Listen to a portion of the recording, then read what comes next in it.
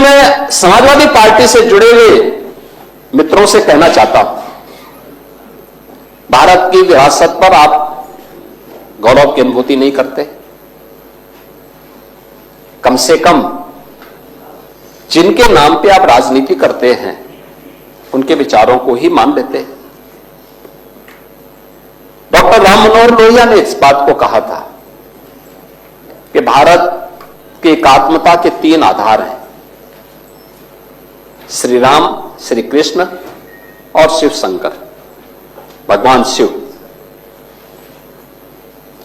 जब तक भारत की जनता इन 3 देव महापुरुषों के प्रति श्रद्धा का भाव रखेगी, तब तक भारत को भारत बने रहने से कोई रोक नहीं सकता। दुनिया की जनता तक भारत का बात बता सकता। डॉक्टर राम मनोहर लोहिया प्रखर समाजवादी थे। वे हमारी विचारधारा से जुड़े हुए नहीं थे, हां कांग्रेस के विरोधी थे, अपने मुद्दों पर लड़ते थे। आज समाजवादी पार्टी डॉक्टर लोहिया के विचारों से कितनी दूर भाग चुकी है। आज राम को, कृष्ण को, शिव की परंपरा को, भारत की विरासत को कोसना यह समाजवादी पार्टी का मानो जीवन का उद्देश्य हो गया। और दुर्भाग्य है कि उन्होंने आदर्श किसको माना है? यानी औरंगजेब को। औरंगजेब को ये लोग अपना आदर्श मान रहे हैं।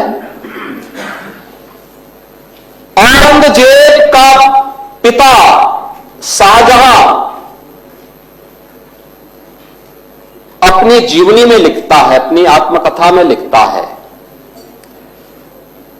कि खुदा करे कि ऐसा कमबख्त किसी को पैदा न हो। उसने आगरा के किले में अपने बाप को कैद करके रखा, एक एक बूंद पानी के लिए तरसाया।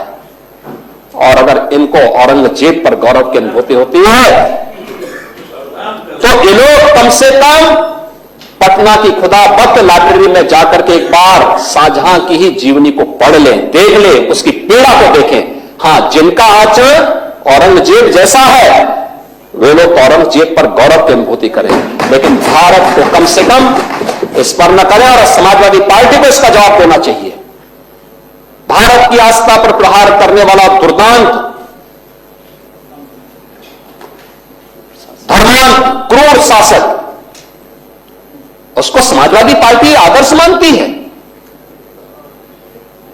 जो भारत को रौंदने के लिए आया था, जजिया कर लगा रहा था, भारत का इस्लामीकरण कर रहा था, कोई सभ्य मुसलमान भी अपने पुत्र का नाम औरंगजेब नहीं रखता, क्योंकि इसे मालूम है यथा नाम तथा काम। अगर ऐसा नाम रखेंगे तो फिर एक एक बूंद पानी के लिए तरसना पड़ेगा। और शाहजहां ने भी अपनी जीवनी में लिखा है, उन्होंने कहा है कि औरंगजेब को कोसते हुए उसने लिखा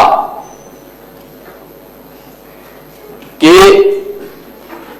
तुमसे अच्छा तो ये हिंदू है जो जीते जी तो अपने बुजुर्ग मां बाप की सेवा करता है, मरने के बाद श्राद्ध तर्पण के माध्यम से वर्ष में एक बार उन्हें जल देता है। तुम तो मुझे एक एक बूंद पानी के लिए तरसा दिए हो।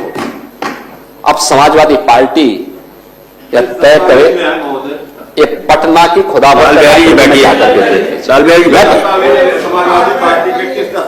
ये समाजवादी पार्टी का नेता, आपका विधायक घोषणा करो ना, उस कमबख्त को निकालो पार्टी से और उसको एक बार यूपी भेज दीजिए, बाकी उपचार हम अपने आप करवा लेंगे। जो व्यक्ति छत्रपति शिवाजी महाराज की परंपरा पर गौरव की अनुभूति करने की बजाय लज्जा महसूस कर रहा हो और औरंगजेब को अपना नायक मान रहा हो, क्या उसको भारत के अंदर रहने का अधिकार होना चाहिए क्या? और समाजवादी पार्टी को इसका जवाब देना चाहिए। एक तरफ आप कुंभ को कोसते रहे और दूसरी तरफ औरंगजेब जैसे दुष्ट और क्रूर धर्मांध मंदिरों को तोड़ने वाले व्यक्ति को, भारत की आस्था को निर्बलता के साथ रौंदने का कार्य करने वाले व्यक्ति को महिमामंडन करते हो? आखिर कौन सी नस ऐसी आपकी दबी हुई है कि आप लोग अपने उस व्यक्ति पर, उस विधायक पर नियंत्रण नहीं कर पा रहे हैं? और इसीलिए मैं कहना चाहता हूं कि व्यक्ति के विचार अलग हो सकते हैं, मानव खंडन क्यों नहीं समाजवादी पार्टी है? समाजवादी पार्टी खंडन करे इसका। लाल बिहारी सुनिए, समाजवादी पार्टी को समाजवादी पार्टी को इसका खंडन करना चाहिए। समाजवादी पार्टी को इसका खंडन करना चाहिए और समाजवादी पार्टी को इसको बाहर निकाल देना चाहिए, निकाल देना चाहिए बाहर, या यहां बुलाइए सम्मेलन में। उत्तर प्रदेश तो ऐसे लोगों का उपचार करने में बहुत देरी नहीं करता है।